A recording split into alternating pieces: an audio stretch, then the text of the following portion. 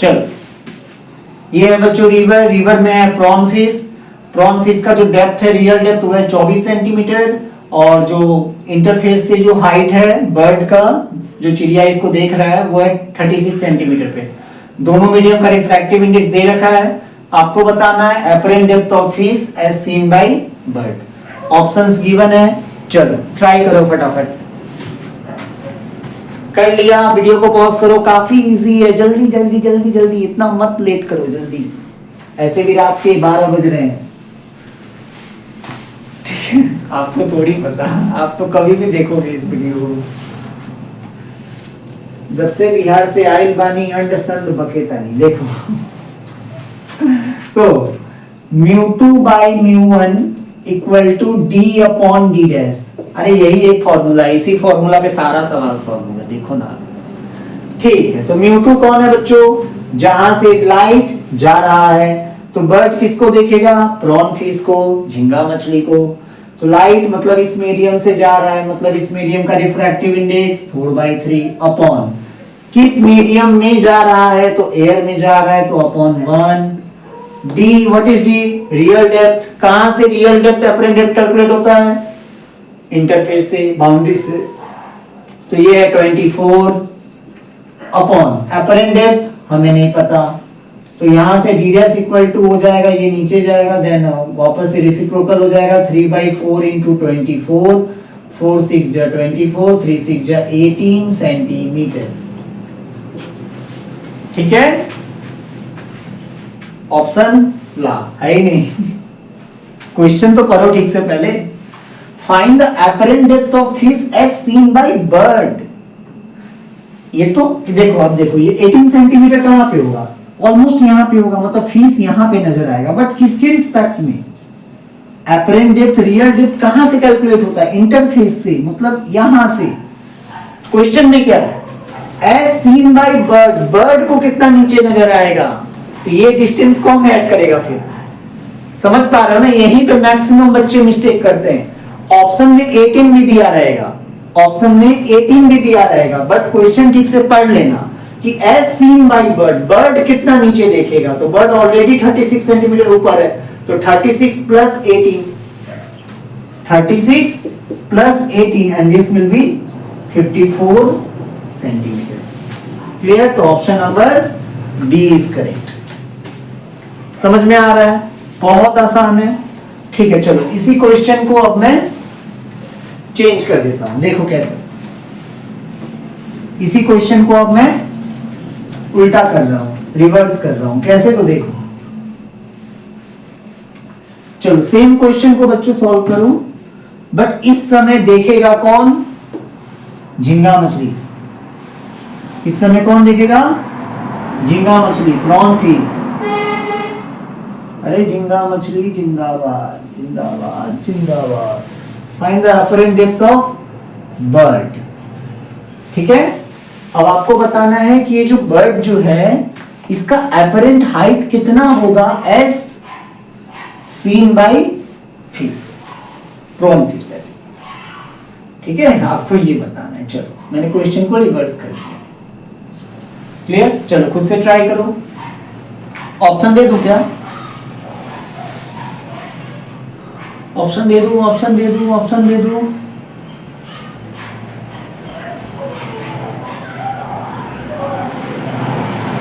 चलो, option number A 36, option number B 54, option number C 72, option number D 96। Same option. चलो करो फटाफट try.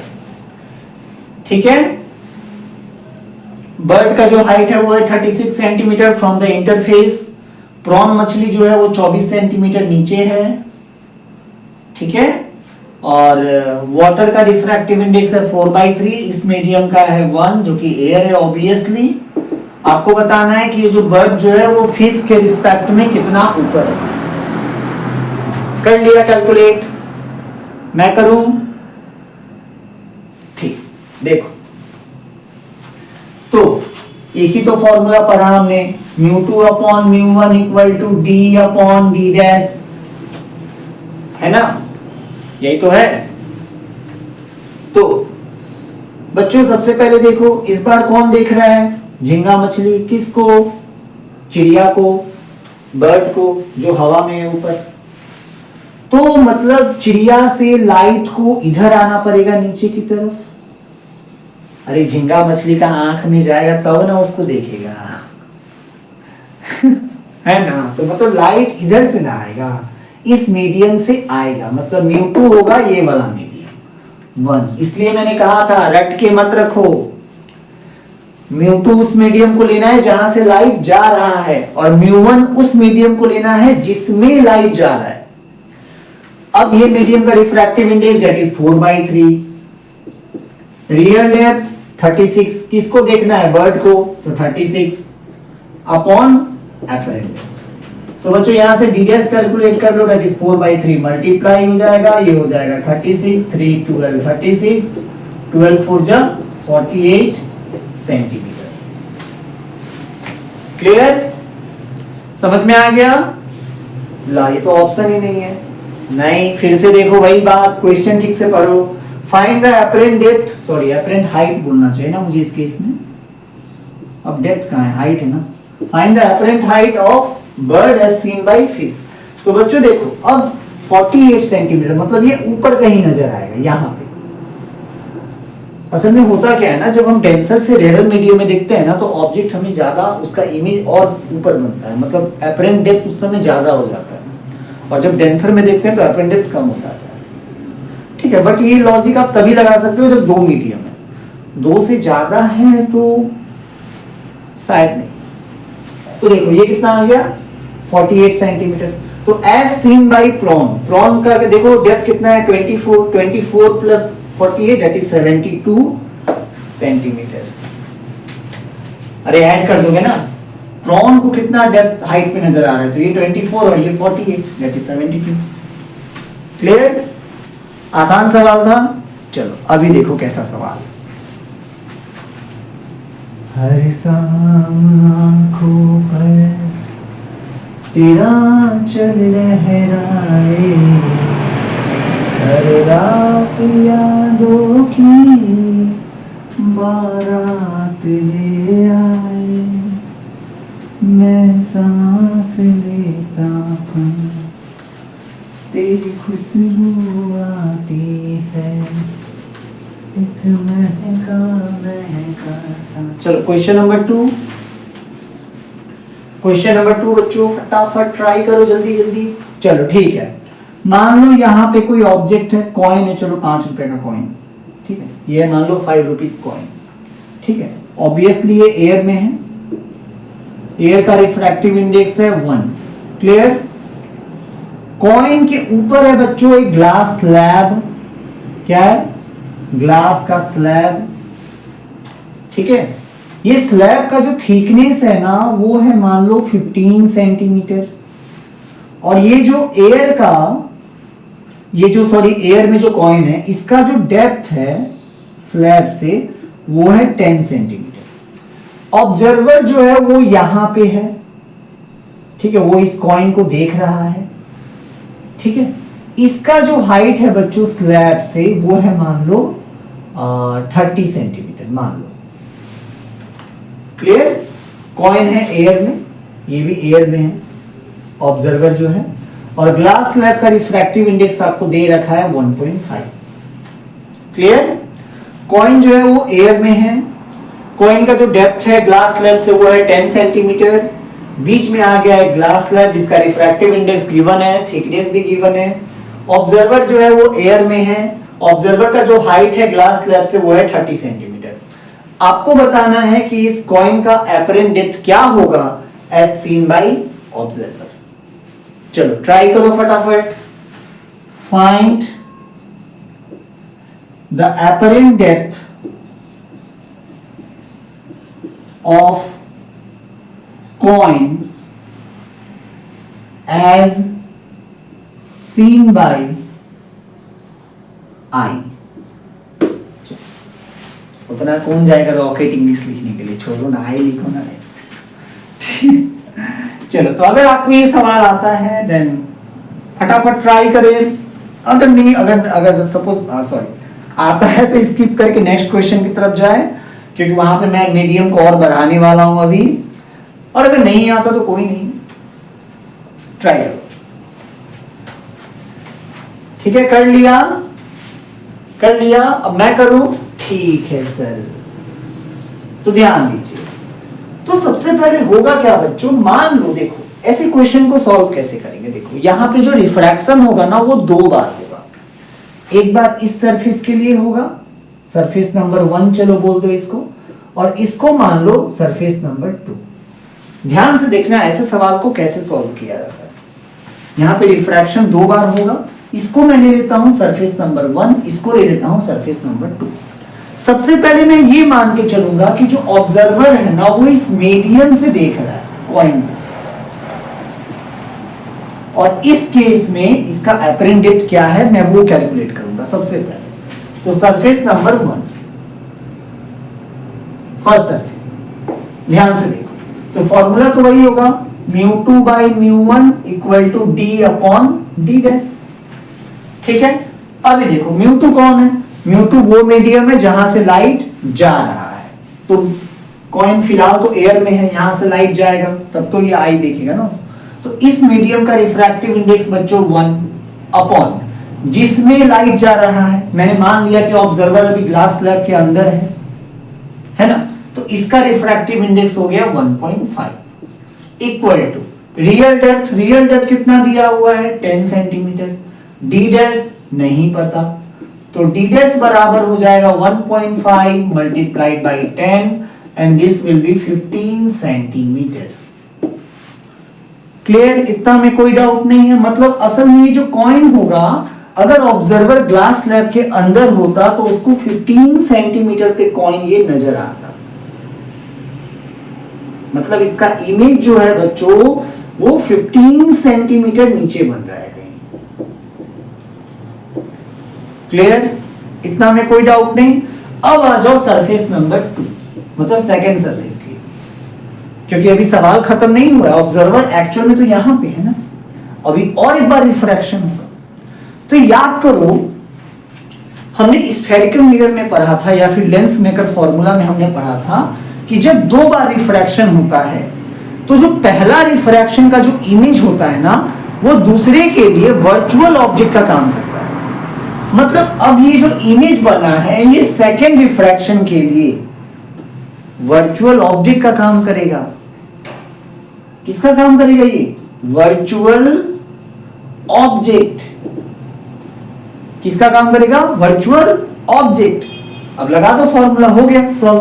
देखो कैसे, तो for second surface μ2 upon μ1 equal to d upon d dash. बच्चों μ2 अभी किस मीडियम में है रखा हुआ कॉइन? ग्लास में। हमने तो मान लिया सेकंड रिफ्रैक्शन अभी हो रहा है तो ये वर्चुअल ऑब्जेक्ट मतलब इस मीडियम में है, मतलब ग्लास में। तो 1.5 अपॉन μ1 कहां जा रहा है? एयर में, इक्वल टू d।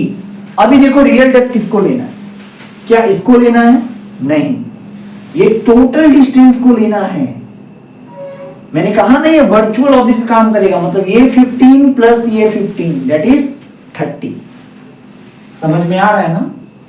अरे सेकंड रिफ्रैक्शन तो यहां से होगा ना, तो यहां से आप टोटल डिस्टेंस देखोगे तो दिस इज 15, दिस 15 प्लस 30 हो गया अपॉन डी डैश। तो यहां से बच्चों डी डैश आ जाएगा 30 upon 1.5 and this will B 20 centimetre. क्या सवाल यहीं पे खत्म होता है? नहीं, सवाल क्या था देखो, find the apparent depth of coin as seen by eye. तो ये तो हमने निकाला apparent depth from second surface, as seen by eye मतलब ये डिस्टेंस को ऐड कर दो। सो अपरेंट डेप्थ कितना हो जाएगा? This will B 20 plus and this is 30 centimetre, this will B 50 centimetre. Answer समझ में आ गया? बहुत आसान है, बस लॉजिक याद रखो कि μ2 किस मीडियम को लेना है, μ1 किस मीडियम को लेना है। μ2 उस मीडियम को लेना है जहां से लाइट जा रहा है, μ1 उस मीडियम को लेना है जिसमें लाइट जा रहा है ना। और दूसरा चीज, जब 2 बार रिफ्रैक्शन होता है बच्चों तो याद रखना पहला रिफ्रैक्शन का जो इमेज होगा वो दूसरे रिफ्रैक्शन के लिए वर्चुअल ऑब्जेक्ट का काम करेगा। बस ये कंसेप्ट को याद रखो। इसके बाद मैं कितना भी मीडियम बढ़ा दूं ऊपर में, मान लो सपोज ग्लिसरीन रख दूं, डायमंड रख दूं, ठीक है, वो कितना भी कैसा भी मीडियम बैठा दूं ऊपर में, 4-5 मीडियम बैठा दूं, सेम लॉजिक से सॉल्व होता जाएगा।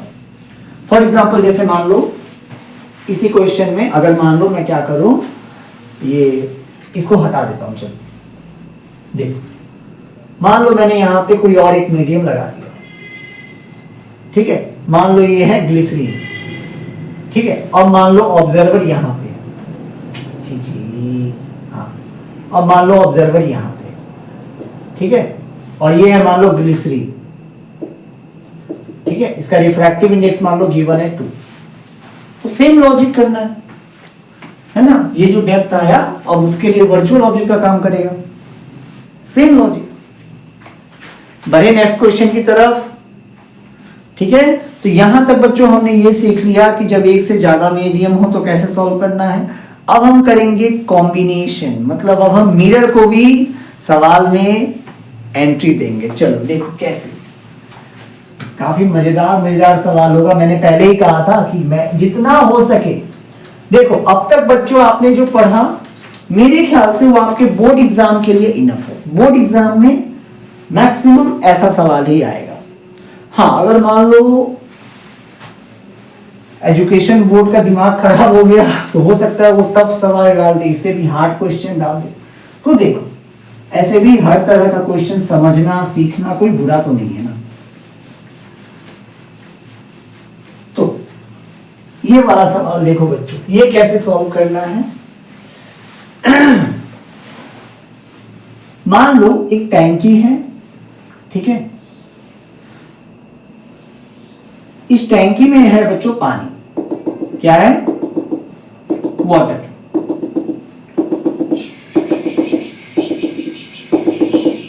ठीक है, वाटर में मैंने रख दिया झींगा मछली, पिलुआ वाला मछली जो मुझे बहुत टेस्टी लगता है खाने में। इस झींगा मछली का जो डेप्थ है बच्चों इंटरफेस से वो है करीब चलो 24 सेंटीमीटर। कितना है, 24 सेंटीमीटर। मैंने क्या किया, इस टैंकी का बॉटम पे ना एक प्लेन मिरर को बैठा दिया। क्या बैठा दिया, एक प्लेन मिरर। कहा था ना मैंने बहुत मजेदार सवाल होगा सॉल्व। ठीक है, यहां पे मान लो कहीं ऑब्जर्वर है,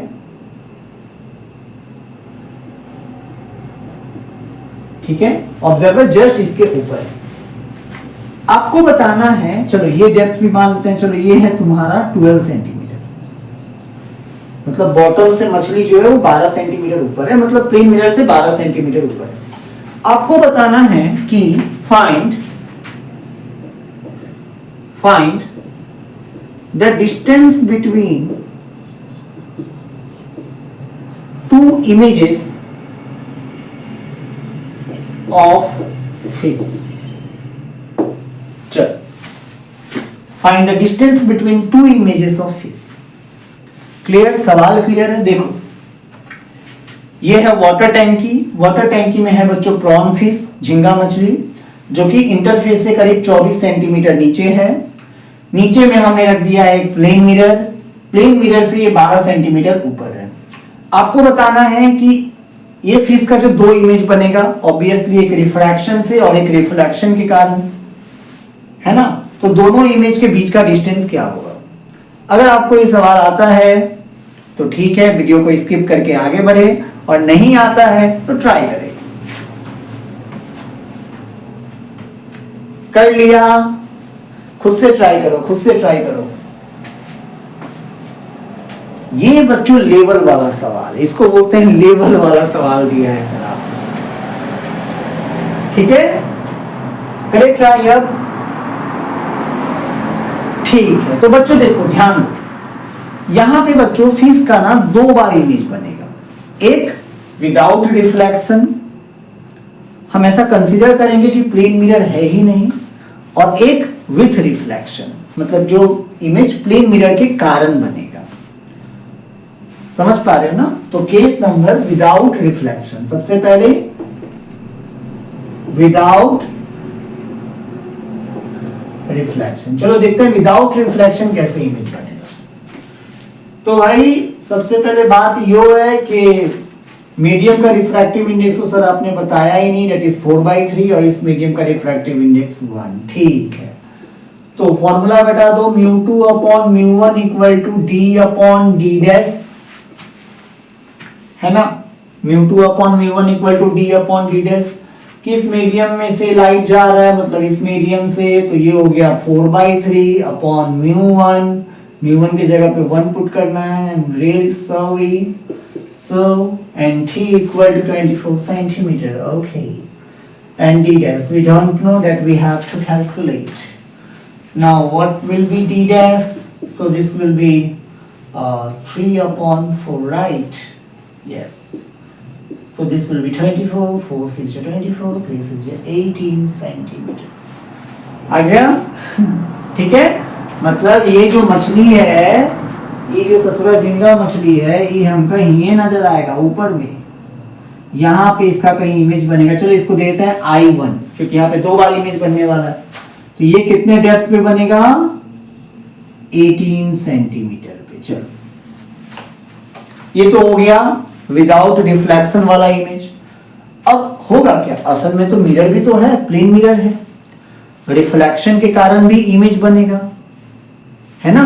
तो नाउ सेकंड में विथ रिफ्लेक्शन, ध्यान दो, विथ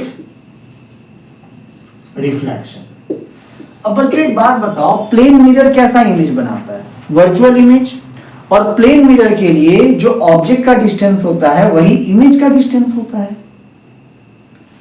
प्लेन मिरर के लिए जो ऑब्जेक्ट का डिस्टेंस होता है वही इमेज का डिस्टेंस होता है ना? मतलब ये जो झींगा मछली जो है, प्लेन मिरर से जितना ऊपर है, नीचे भी उतना ही नीचे बच्चों इमेज बनेगा। अरे इमेजिन करो ना,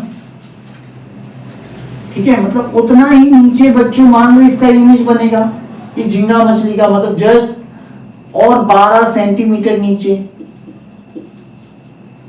है ना? मतलब यहां पे कहीं इमेज बनेगा। चलो इसको मैं बोल देता हूं आई डैश, ठीक है? क्या ये फाइनल इमेज होगा? नहीं, अभी रिफ्रैक्शन बाकी है भाई। देख तो आई रहा है, आंख से देखा जा रहा है इसको, तो अभी रिफ्रैक्शन बाकी है। लगाओ फॉर्मूला फिर से, तो that is μ2 upon μ1 equal to d upon d dash. ये फाइनल इमेज नहीं है, ये इमेज है due to mirror. Final image तो रिफ्रैक्शन के कारण ही बनेगा, क्योंकि ऑब्जर्वर तो ऊपर है। अरे इमेज कौन देखेगा? ऑब्जर्वर ही तो देखेगा ना। तो μ2 अगेन किस मीडियम से लाइट जा रहा है, तो that is water, refractive index 4/3 equal by μ1, μ1 मतलब एयर, तो मीडियम 1, रिफ्रैक्टिव इंडेक्स 1, सॉरी। अब बच्चों d कितना लेना है, ध्यान दो, ये हो गया 24 और 12 36, और ये 12 भी तो ऐड होगा, तो 24 12 36 और 12 48, that will be 48 upon d dash. तो यहां से d डैश आ जाएगा, दिख रहा है, हाँ, यहां से d डैश आ जाएगा 4/3, उल्टा हो जाएगा, ये 3 ऊपर जाएगा, 3/4 इंटू 48, क्लियर? तो 4 से करेगा 12, 12 3 या 36 सेंटीमीटर। मतलब ये जो इमेज बनेगा वो जस्ट 36 सेंटीमीटर नीचे बनेगा, मतलब यहां पे I2 कितना नीचे बनेगा? 36 सेंटीमीटर फाइनल इमेज। समझ पा रहे हो ना? देखो अगेन समझो, एक टैंकी था, टैंकी में पानी था, ठीक है? सरफेस से करीब 24 सेंटीमीटर नीचे झींगा मछली था, ठीक है? और झींगा मछली से 12 सेंटीमीटर नीचे हमने एक प्लेन मिरर को रख दिया, है ना? आपको यह बताना था कि जो प्रॉन का, मतलब जो झींगा मछली का जो 2 इमेज बनेगा, उन दोनों इमेज के बीच का डिस्टेंस क्या है, ठीक है? तो देखो यहां पे 2 बार इमेज बनेगा, एक विदाउट रिफ्लेक्शन जो हमने कर लिया कैलकुलेट, जो आसानी से हो गया, एक विथ रिफ्लेक्शन। विदाउट रिफ्लेक्शन में सिंपल हमने फॉर्मूला पुट किया, μ2 by μ1 equal to d upon d dash. तो हमने देखा कि जो एपरेंट डेप्थ है वो 18 सेंटीमीटर है, मतलब यहाँ पे इमेज बन रहा है। बट उस समय हमने प्लेन मिरर को कंसीडर नहीं किया था। अब असल में प्लेन मिरर भी तो है यहाँ पे, अरे यहाँ प्लेन मिरर ना था। तो प्लेन मिरर कैसा इमेज बनाता है? Virtual image. और प्लेन मिरर के लिए इमेज डिस्टेंस वही होता है जो ऑब्जेक्ट डिस्टेंस होता है, और बिहाइंड द मिरर बनता है। मतलब प्लेन मिरर में कुछ ऐसा लगेगा कि इमेज जो है वो 12 सेंटीमीटर नीचे बना है, क्योंकि ऑब्जेक्ट 12 सेंटीमीटर ऊपर है तो इमेज ही 12 सेंटीमीटर नीचे बनेगा। अब क्या यहाँ पे फाइनल इमेज होगा? नहीं, ये फाइनल इमेज नहीं होगा। क्यों नहीं होगा? क्योंकि रिफ्रैक्शन होना तो बाकी है अभी। अरे ऑब्जर्वर देख रहा है जो कि एयर में, मतलब यहां से लाइट जाएगा, फिर उसके आंखों में पड़ेगी और उसे लगेगा कहां इमेज बन रहा है, तो वो तो करना बाकी है ना। तो वही हमने किया यहाँ पे। अब हमने क्या किया, μ2 अपॉन μ1, तो μ2 तो यही मीडियम है जहां से लाइट जा रहा है, डेट इज 4/3 अपॉन 1 एयर में जा रहा है d। अब रियल डेप्थ क्या लेना है सर? तो रियल डेप्थ अभी चेंज हो जाएगा। क्यों चेंज होगा? क्योंकि मिरर 20 सेंटीमीटर नीचे बना है प्लेन मिरर के कारण। तो ये था 36, 24 12 36 और 12 हमने ऐड कर दिया 48, तो ये हो गया बच्चों 48 अपॉन d डैश निकाल दिया 36 सेंटीमीटर। मतलब जो फाइनल इमेज बना वो 36 सेंटीमीटर पे बना। क्लियर? समझ में आ गया? Now the distance between two images, कहां करूं चलो यहां कर देता हूं। डिस्टेंस बिटवीन टू इमेजेस क्या हो जाएगा बच्चों? देखो एक इमेज यहां बना, एक यहां बना, मतलब इससे हम लोग ये माइनस कर दें, दोनों इमेज का बीच का डिस्टेंस बताना है। तो एक है इमेज यहां पे और एक यहां, तो this minus this and that will be I2 minus I1। तो ये हो जाएगा 36 minus 18 and this will B 18 centimetre. Final answer. समझ में आ गया? सो आई होप आपको समझ में आया होगा आज का वीडियो। तो बच्चों अच्छे से पढ़ाई करें, अपना ख्याल रखें। Good bye.